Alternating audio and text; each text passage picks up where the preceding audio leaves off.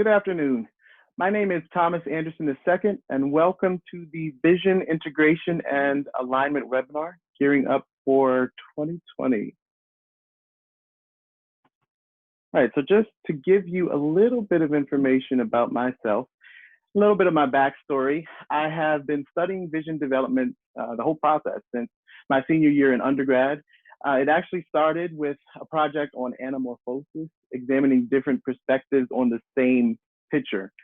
I was an architecture major, and so I took a gap year after school, wrote my personal and professional vision, and then about a year later, I started Teano Music to explore concepts of consulting while performing music services at the same time. Teano has evolved over the years to provide coaching, consulting, training, and facilitation services. But one thing has always remained the same, and that has been my focus on vision development as a vision development process, but more on that in a minute. So over the past 15 years, I have spent hundreds of hours talking to people about their vision. And we always talk about what they want for the future and the challenges that they need to overcome to have the future that they want. So for me, this is a gift, a passion, and even a calling. I'm also in year 8 of a 9-year vision that I set for myself while being trained as a leadership coach. And right now, the business vision that I wrote for my company 16 years ago has been realized, thankfully. So the principles that I will talk about today are principles that I not only live by in professional settings, but also in my personal life. Now, I don't claim to be a know-it-all, but I do claim to be knowledgeable in this area. And I'm open to learn as well. So let's just jump right in. And I want to talk about paradigm shifts in vision and leadership. The paradigm of vision development and visionary leadership has shifted in the last 30 years. I do a lot of work in faith-based organizations, in secondary education, and in small business. And these paradigm shifts can be observed when just taking a look across organizations, or even if you look within your own organization. So let's just take a look at the shifting paradigms. So you have the old paradigm on the left and the new paradigm on the right. So according to the old paradigm, senior management determines the vision and the strategic direction of the organization. But things have shifted, and people now want to be involved in the vision development process, and the earlier the better. The old paradigm holds that vision development stops after the vision and mission statements are created, but the paradigm again is shifting. And so vision development is ongoing through the lifetime, the life cycle of the organization. It used to be that vision development was an isolated one-off event to develop a vision statement.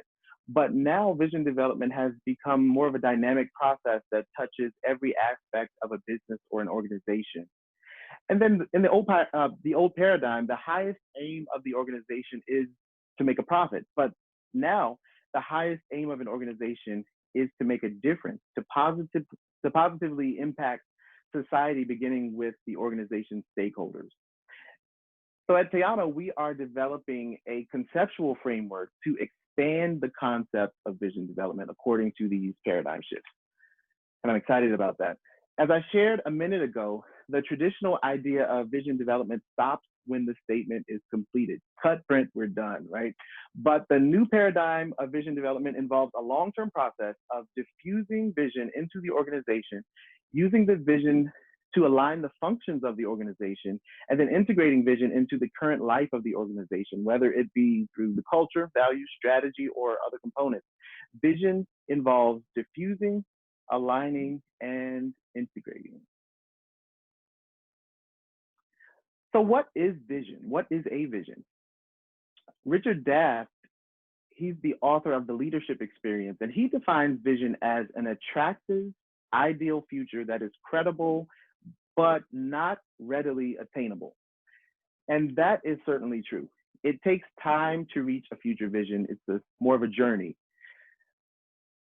Another author, Bert Nanas, he pioneered the concept of visionary leadership itself, and he wrote the book, literally wrote the book on visionary leadership.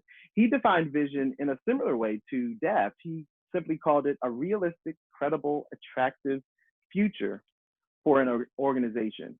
So when you combine that definition to Daft's definition, you can see that an effective vision definitely has credibility and it is realistic, but it's also something that is out of reach in the present.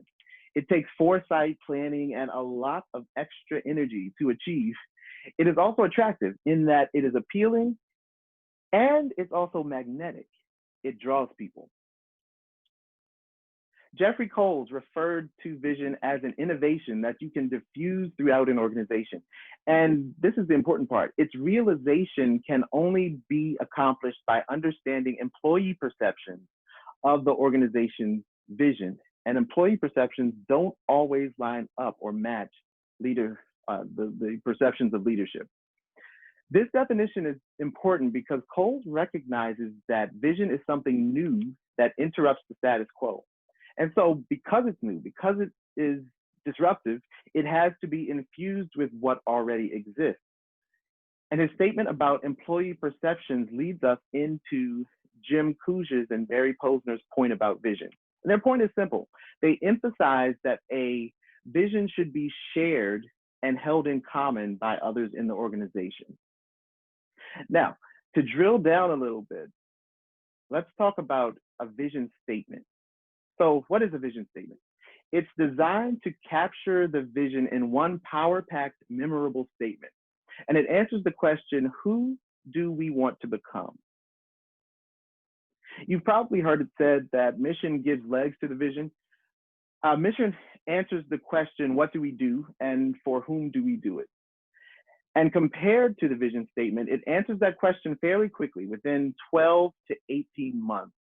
That's the time frame for a mission statement to be achieved.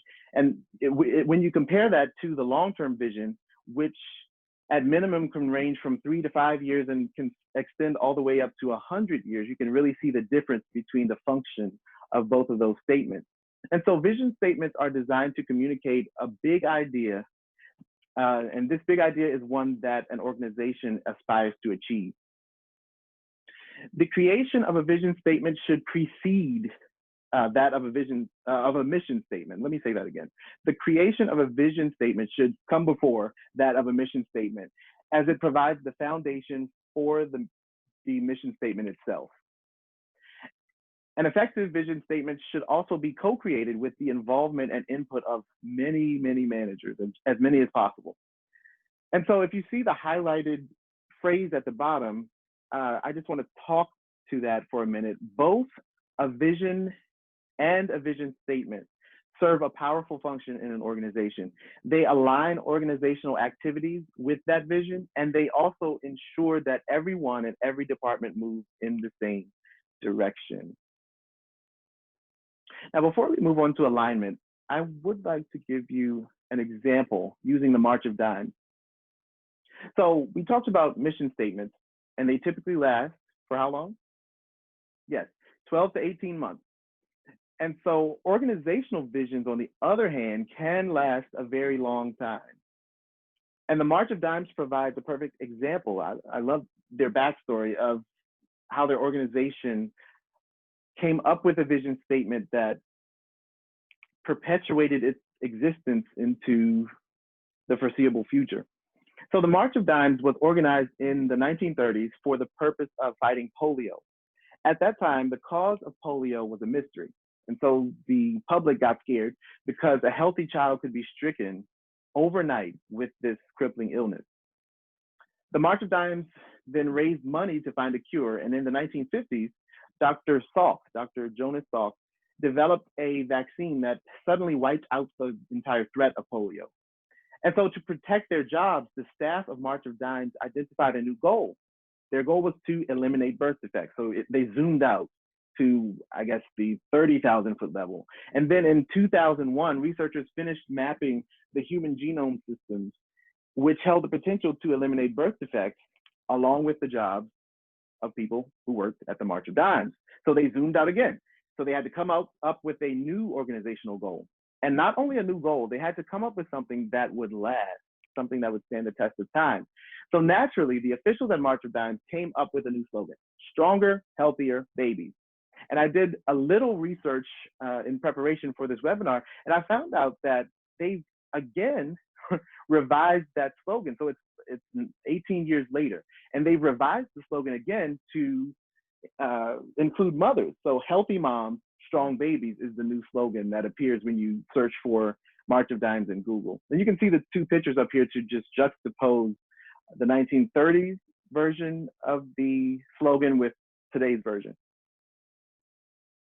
So my point is that their new slogan is so vague and so far out on the long-term horizon that it virtually perpetuates or secures the existence of the organization forever among many generations of employees. So just to place vision in context, and as we see with the March of Dimes, vision is definitely designed for the long term. Changing the vision or the vision statement of a company happens less often than revising the mission statement, but creating a vision for change is more common than changing the vision itself. Now, I'm using the word vision, but vision is not limited to entire organizations. Vision also applies to departments, teams, and work groups in the organization. And leaders, senior leaders, develop the vision for the whole organization. And at the same time, a project leader, for instance, can develop a vision for their team or for a new product launch or new service. Department leaders are working at the same time to use the vision to get the same results as top management, and division managers can do the same.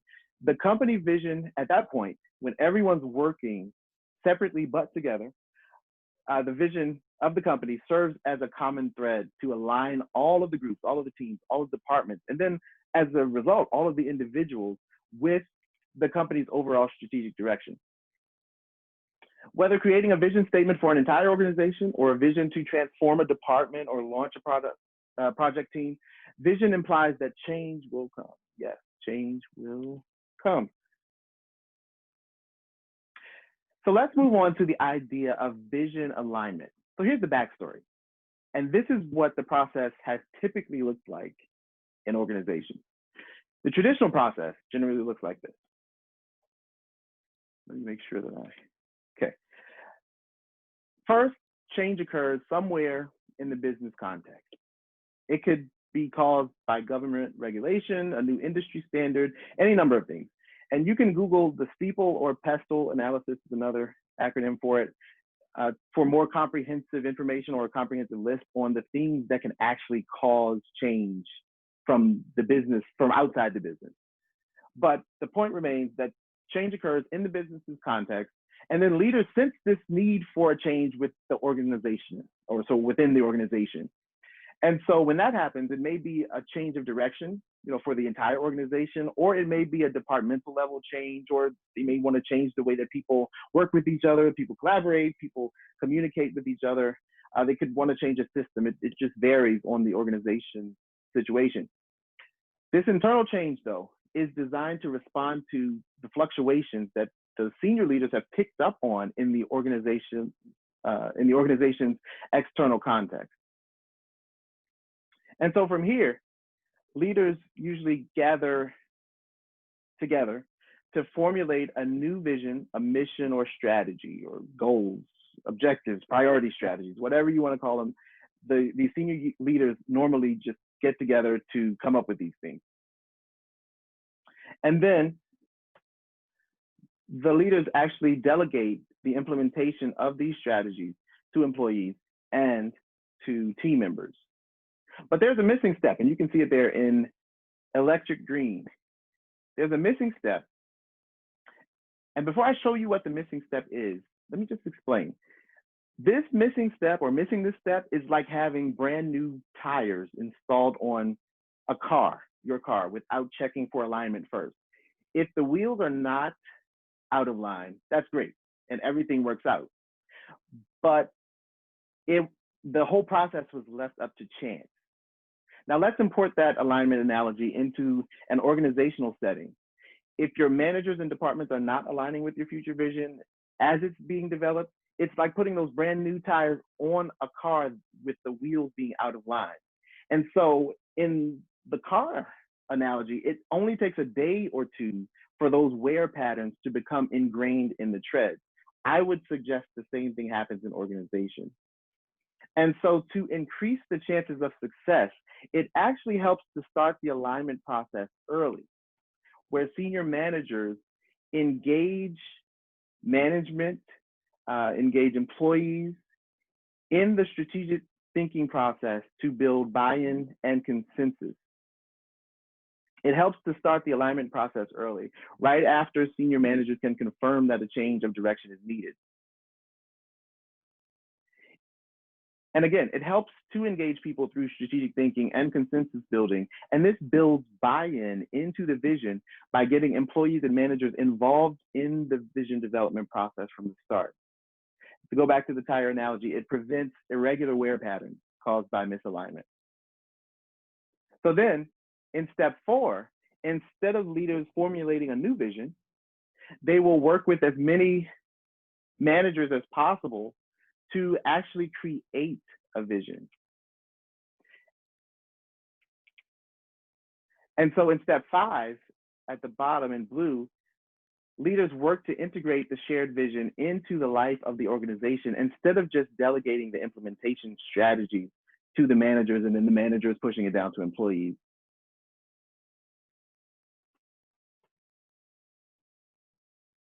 And so that takes us to the topic of vision alignment. Now, there is plenty of literature, both academic and popular press type literature on this topic. What I want to say is that developing a future vision or a vision statement is not the main challenge. The challenge comes in when that vision hits the ground. Now, this framework, although it's simple, it positions vision as a solution to a problem on 3 levels. Level 1 is people alignment. So solving that people alignment problem. It considers how individuals, employees, customers, clients, partners, stakeholders, investors, you name it, how they all align with the vision individually. Level 2 looks at group alignment and considers how stakeholder groups, work teams, project teams, and even official groups and coalitions can align with the vision. And then on level 3, it examines organizational alignment and considers how the entire organization aligns with its future ideals revealed in its vision, values, any plans for the future. It also considers how the departments and key players are working together. So that brings us to the next section on vision integration. We've talked extensively about vision today.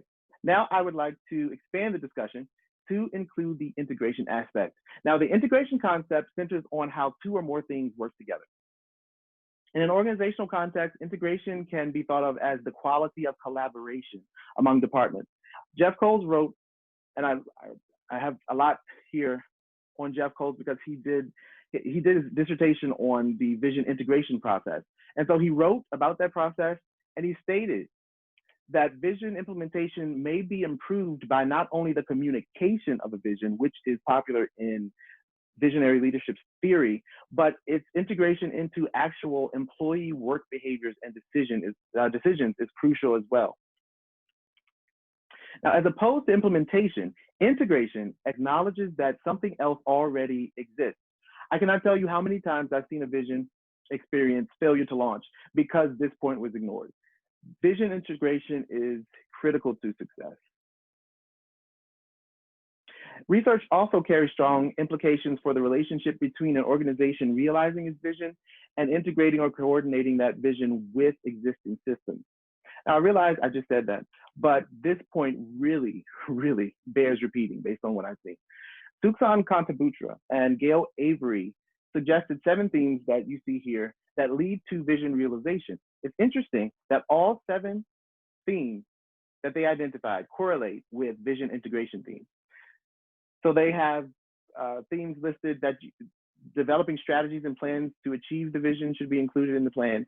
Acquiring support from internal and external stakeholders, communicating the vision to promote change, adjusting the organizational infrastructure and the systems to support the vision, and then aligning people and systems to also support it.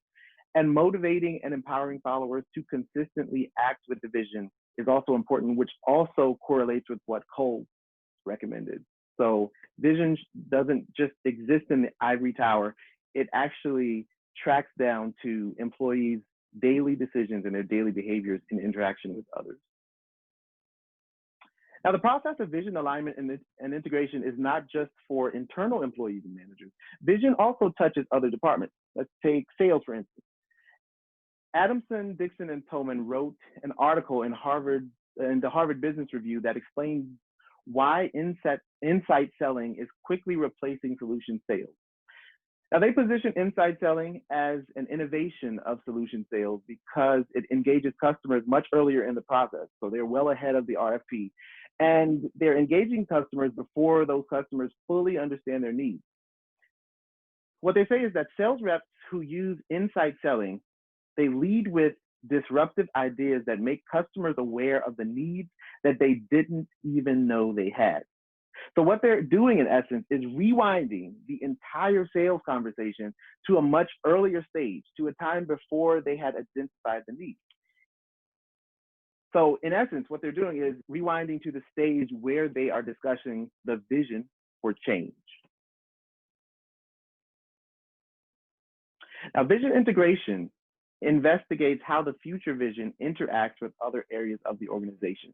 And so these areas are listed, some of them are listed here: culture, mission, strategy, change, transformation, operations, HR, talent development, learning, empowerment, effectiveness, engagement, well-being, and so many more areas are affected by the idea of integrating the vision into the organization.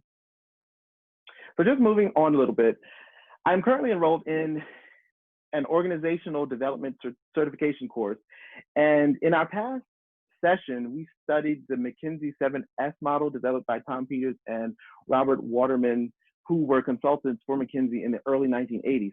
And so the model proposes that for an organization to be successful, it has to achieve alignment in 7 basic areas: shared values, strategy, structure, systems, skills, stats, and styles. And when we say styles, we're talking about leadership styles and even leadership communication styles. So after the session, I started to reflect on how vision fits in with the 7S model here. And this is what I have come up with.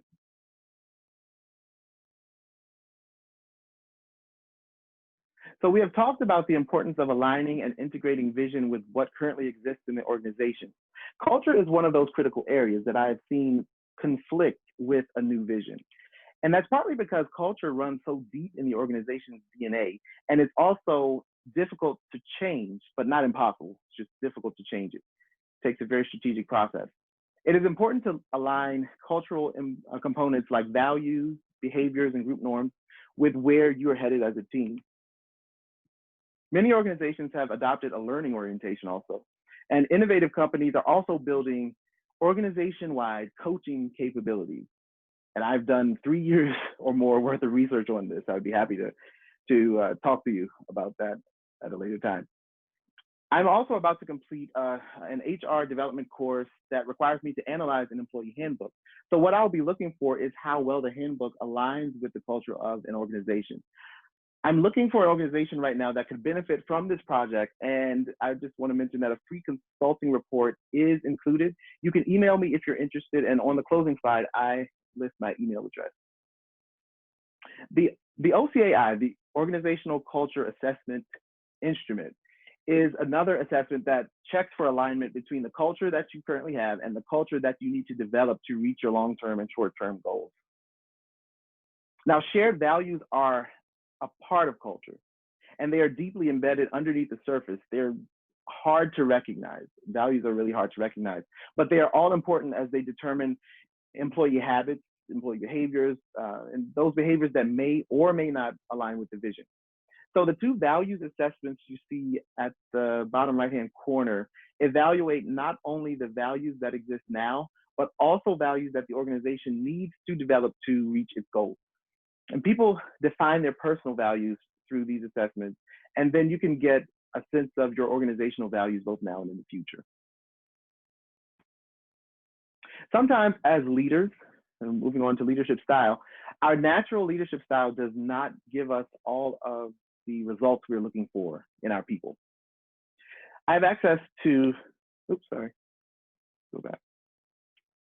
I have access to leadership style assessments that help you determine what your leadership style is, and then how to augment that style to match the outcomes that you want to experience within your job role. So other times, the priority strategies of the team need to be realigned with the future plans of the organization, as we can see here with vision and strategy.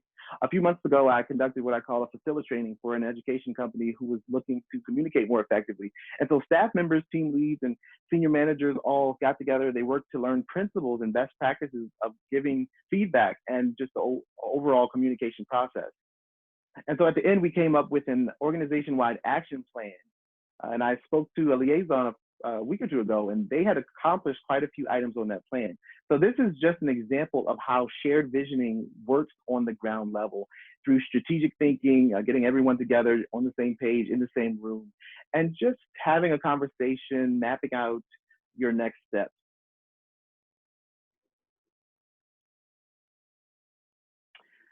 So there's a lot of buzz these days, especially on Gallup's website, about employee engagement.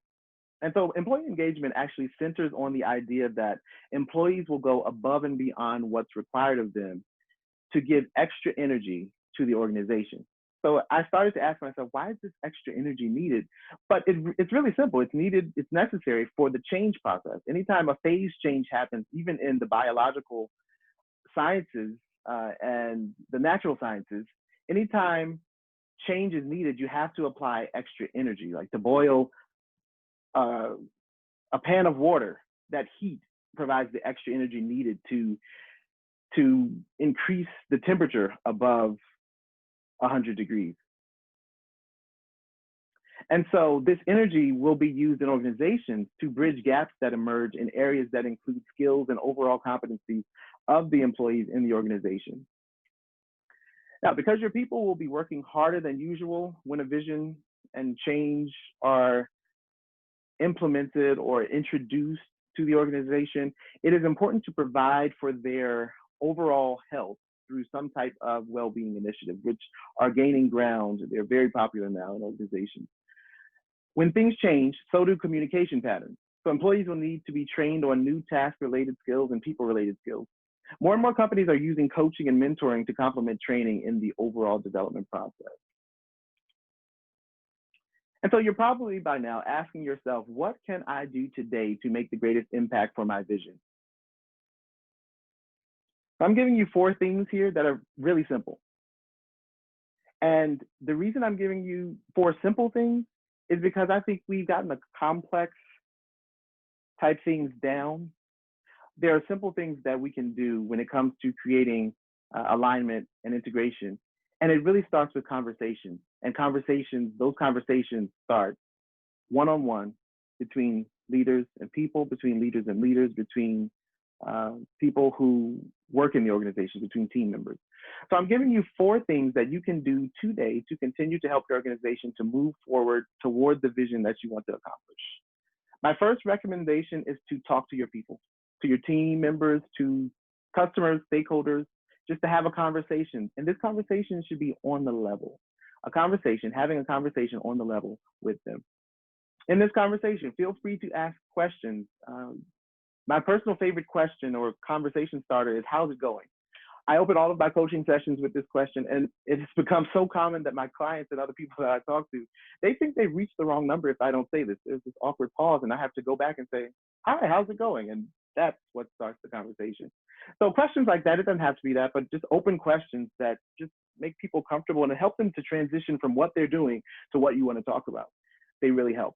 And so when you ask open questions, you give others a chance to lead the conversation to topics that are important to them. And a lot of these topics are topics that can stunt a vision, they can slow down a vision, and so it helps to know these things. So you're asking questions, not necessarily from a fact-finding perspective, but from curiosity. You're just being curious about them, about their life, about their process, about how they think about the vision, about how they perceive the vision. And you would be surprised how creative people can be when they have the freedom to freely express themselves. And then I would really encourage you to reserve judgment. To reserve judgment requires objectivity. And so my encouragement here is to reserve judgment, to be an objective listener. And this part takes practice and awareness of subtle communication nuances that employees will pick up on, and people in general will pick up on, like voice tone and body language and facial expression and the atmosphere around you. And these things are elements that people close to us can give us feedback on. But when you can be objective, it helps you to listen to the other person and to actually hear what they're saying. And you're listening to find out what they're saying means to them, not what their words mean to you. At this point, you're not looking to make an important decision, but to make an important discovery. And when we do this, we discover something new and expected, something that, dare I say, as we as leaders have not thought about, but our people have. And even if it's a short conversation, it's important to find time to be in the moment with that person. It will mean the world to them, and it will motivate them to reach higher heights in their work life. And this has a huge impact on your organization. So just to recap, today, try to take one or two of these. Talk to your people, show curiosity, using the 5 whys, just kind of drill down, asking why questions, be objective and suspend judgment, and then ask yourself at the end of the conversation, after you finish talking to them, what does this mean to them?